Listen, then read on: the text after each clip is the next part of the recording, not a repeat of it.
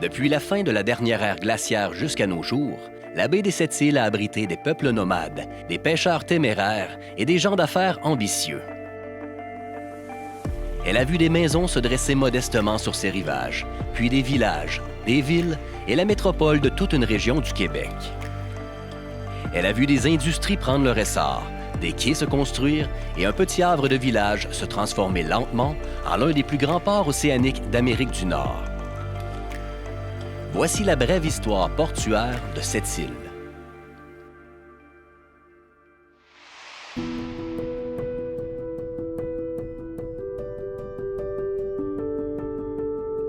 Au tournant des années 70, le vent de prospérité soufflé par l'industrie du fer a déjà considérablement transformé cette île. Ce n'est qu'un début, croit-on, à l'époque. Dans les milieux économiques et politiques, on envisage une croissance continue de la ville.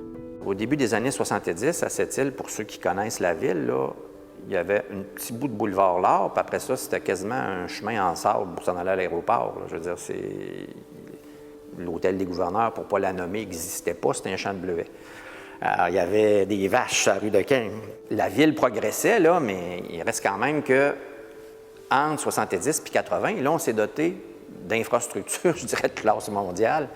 L'aéroport de cette île, actuellement utilisé, quand il a été construit dans les années 70, était plus grand en termes de pieds carrés que l'aéroport de Québec, l'aéroport Jean-Lesage. Cette île était plus grand parce qu'on était voué à un développement là, mirobolant. Là. On disait qu'au tournant de l'an 2000, on serait 100 000 habitants.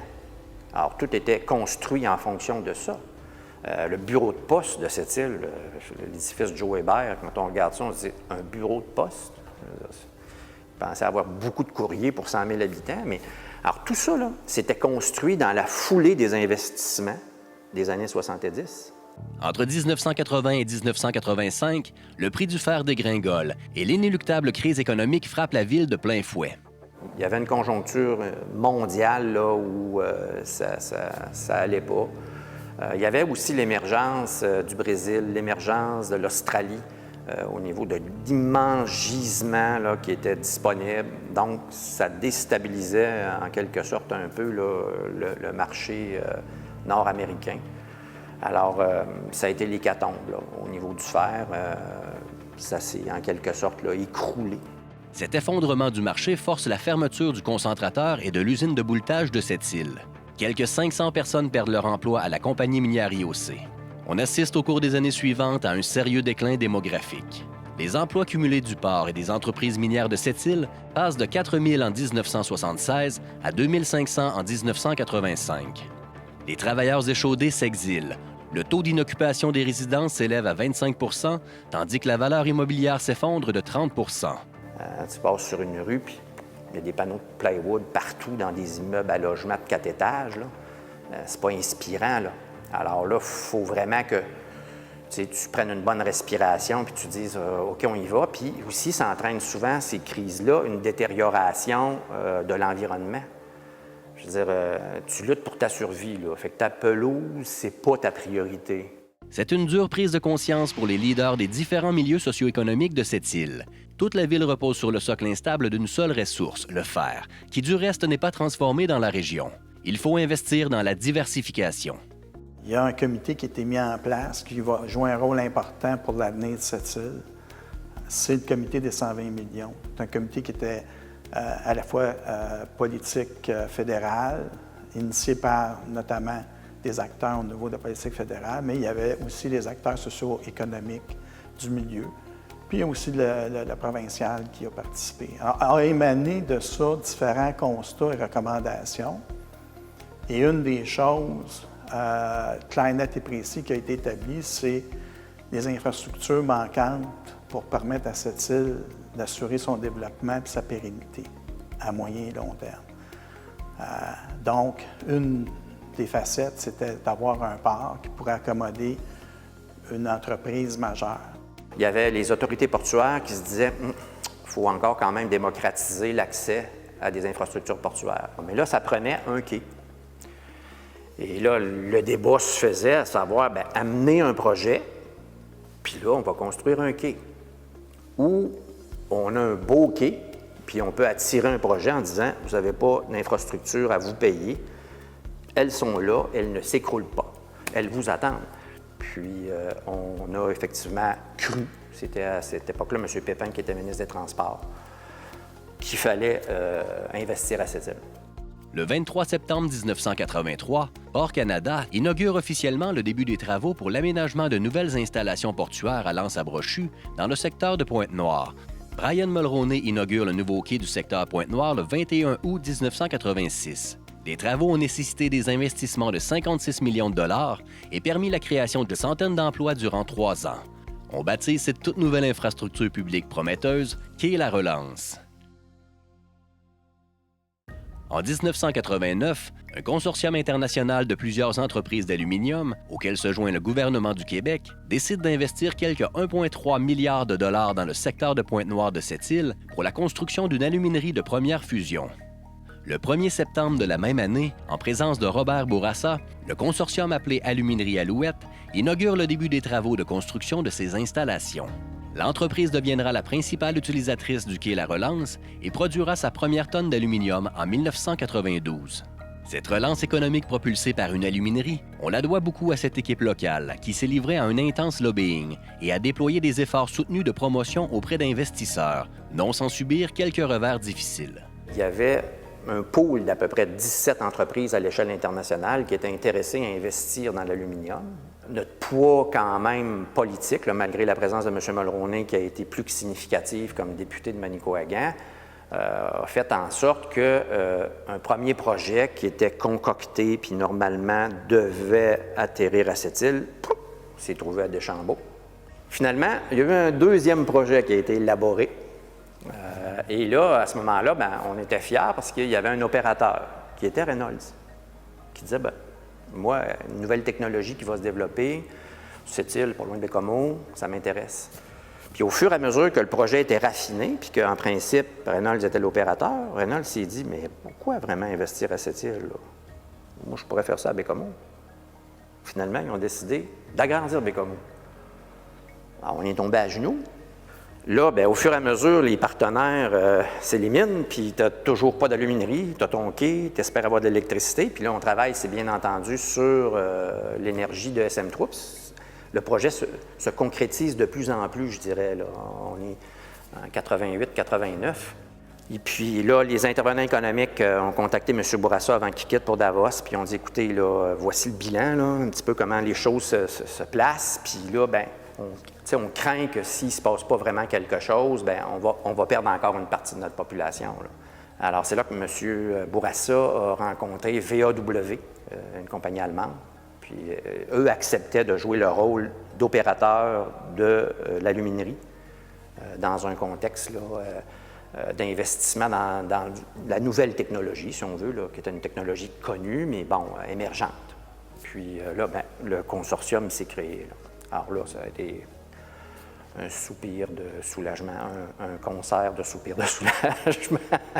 De nos jours, Aluminerie Alouette emploie près de 1000 personnes à cette île dans des installations capables de produire plus de 620 000 tonnes d'aluminium de première fusion chaque année. Entre-temps, le marché du fer se stabilise et à la fin des années 2000, connaît une croissance remarquable grâce notamment à l'exploitation de nouveaux gisements près de Fermont. Parce qu'il y avait une poussée au niveau des ressources naturelles là, sur l'Asie qui faisait en sorte qu'on était à la recherche de minerais de fer. C'est pas parce qu'il n'y a pas de mine en Chine, mais c'est de plus en plus profond pour aller chercher, dans le fond, le minerai de fer, donc ça coûte terriblement cher. Puis au niveau de la qualité aussi, c'est pas nécessairement au rendez-vous.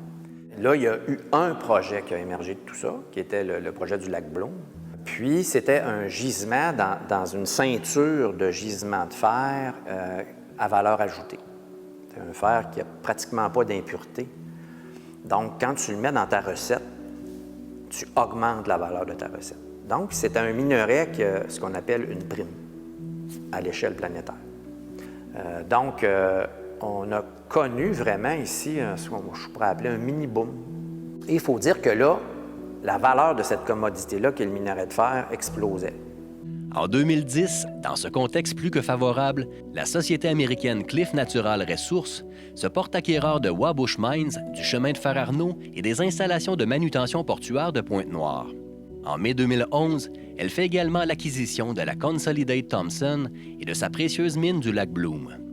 Un an plus tard, le marché du fer s'écroule à nouveau, en raison notamment d'un ralentissement du marché chinois et de la forte concurrence, encore une fois, du Brésil et de l'Australie.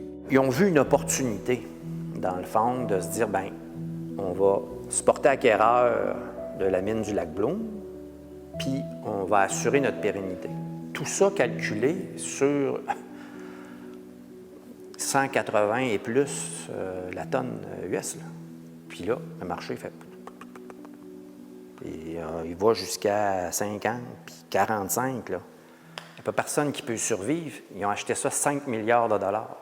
Alors, ça a entraîné nécessairement l'hécatombe. Sur une période d'à peine 3 ans, Cliff suspendra les activités de son usine de bouletage à cette île et procédera à la fermeture de la mine du lac Bloom. On perd plusieurs centaines d'emplois à cette île. Il y avait l'usine de bouletage, là, où il y avait quand même au-delà de 250 employés. Puis après ça, bien, il y a le terminal de minerais aussi qui était affecté par ça. Le chemin de fer, Arnaud, qui fait le tour de la baie. Ça, c'est sans compter les impacts des mises à pied à la mine comme telle. Puis là, l'histoire recommence, là. La mine est alimentée par le chemin de fer en partie, le pont aérien entre cette île puis Labrador-City-Wabush, le déplacement de main-d'œuvre. Quand on est à Québec, là, des fois, on ne comprend pas. 200 emplois là, dans la région de Sept-Îles, vous savez, c'est quoi comme impact dans Montréal? C'est plusieurs milliers d'emplois perdus à Montréal. Okay. En proportion. Fait que c'est ça, la vraie vie. Montréal, là, tu peux pas si pire, c'est pas le fun. Tu peux traverser la rue, peut-être, pour aller te trouver une job de l'autre côté. Mais à Sept-Îles, là, les temps n'étaient pas faciles. Tu ne pouvais pas te replacer demain matin chez un autre partenaire comme ça parce que l'économie était difficile. Tu ne peux pas vendre ta maison comme ça parce que le marché n'était pas au meilleur des niveaux. Le 20 mai 2015, la société Cliff obtient une ordonnance en application de la loi sur les arrangements avec les créanciers des compagnies. Dans le cadre du processus de liquidation judiciaire, c'est le gouvernement du Québec qui acquiert les installations industrielles et portuaires de l'entreprise en faillite, de même que le chemin de fer Arnaud. En 2016, on fonde la Société ferroviaire et portuaire de Pointe-Noire, une société en commandite regroupant le gouvernement du Québec et un consortium d'entreprises privées qui extrait des ressources naturelles dans le nord du Québec et au Labrador. La SFP Pointe-Noire devient le gestionnaire principal des installations portuaires et ferroviaires de Pointe-Noire. L'une des missions premières de la société en commandite est de donner accès aux infrastructures portuaires et ferroviaires du secteur Pointe-Noire à toutes les entreprises intéressées et de favoriser la diversification économique de la ville et de la région. Tous les profits générés sont réinvestis dans l'entreprise et dans la communauté locale. On ne donne pas de dividendes aux actionnaires. Effectivement, là, on a un outil là, beaucoup plus accessible, je dirais, au niveau du développement, où les opportunités peuvent être plus variées. Alors là, ça nous prenait effectivement un propriétaire qui aurait cette ouverture-là. Puis dire, ben, ouais, pourquoi pas faire un peu d'environnement, pourquoi pas donner accès à de l'apatite, et nécessairement nous donner accès à ce que je veux dire, c'est bien simple, mais c'est la réalité du développement économique, à ce qu'on ne connaît pas. Mais au moins, présentement, quand la prospection se fait, bien, on est en mesure de dire le gouvernement du Québec, via la SFPPN, possède des terrains très importants à proximité des infrastructures portuaires. Puis il y a là une collaboration qui existe entre l'administration portuaire et la SFPPN dans les représentations pour essayer de soutenir l'industrie naissante.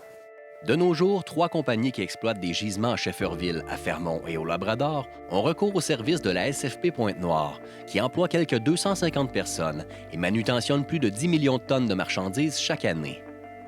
Grâce aux efforts de diversification économique que l'on a déployés depuis la fin des années 70, cette île s'est remise rapidement de cette seconde crise. Néanmoins, le minerai de fer représente encore près de 91 % des marchandises manutentionnées au port de cette île en 2021. Qu'arrivera-t-il si un jour le prix du fer dégringole une fois de plus? Une chose est sûre, le destin de cette île ne dépend plus que d'une ou deux compagnies minières.